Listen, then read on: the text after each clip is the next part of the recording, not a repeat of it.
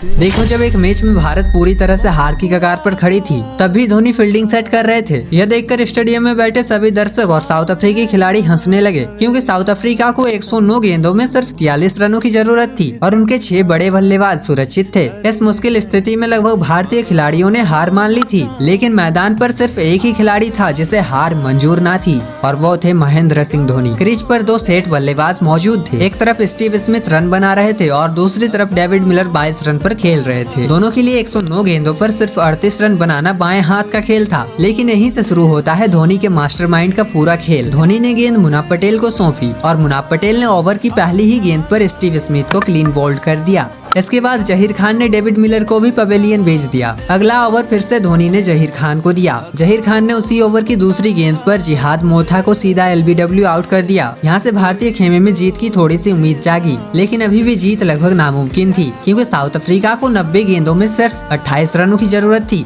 और उनके 3 विकेट सुरक्षित थे। इसी बीच युवराज सिंह एक हिट मारते हैं, लेकिन गेंद विकेट पर नहीं लगती और अगली ही गेंद पर बल्लेबाज एक चौका जड़ देता है। फिर धोनी एक चाल चलते हैं और युवराज सिंह को गेंद पकड़ने की जिम्मेदारी देते हैं। तभी युवराज सिंह दूसरी ही गेंद पर बल्लेबाज को रन आउट कर देते हैं। अब धोनी एक और चाल चलते हैं और गेंद थमाते हैं सुरेश रैना को, लेकिन रैना की गेंद पर बल्लेबाज एक चौका मार देता है। अब साउथ अफ्रीका को मैच जीतने के लिए 50 गेंदों पर सिर्फ 4 रन चाहिए होते हैं। फिर भी धोनी हार नहीं मानते और फील्डिंग लगाते रहते हैं। यह देखकर सभी लोग सोचने लगते हैं कि अब फील्डिंग लगाने का क्या फायदा, क्योंकि 50 गेंदों में सिर्फ एक ही बाउंड्री की तो जरूरत है। तभी जहीर खान एक बाउंसर डालते हैं तो महेंद्र सिंह धोनी कहते हैं, यही गेंद बिल्कुल सामने की तरफ डालो। लेकिन अगली ही गेंद पर बल्लेबाज दौड़कर एक रन पूरा कर लेता है और अब साउथ अफ्रीका को सिर्फ 3 रन चाहिए होते हैं। तभी मुनाफ पटेल की अगली गेंद पर पर्नेल आउट हो जाते हैं, जिससे पूरा भारतीय खेमा खुशी से झूम उठता है, क्योंकि अब भारत को सिर्फ 1 विकेट लेना था। धोनी फिर एक बार फील्डिंग में बदलाव करते हैं, जिसके कारण मुनाफ पटेल की अगली गेंद डॉट हो जाती है।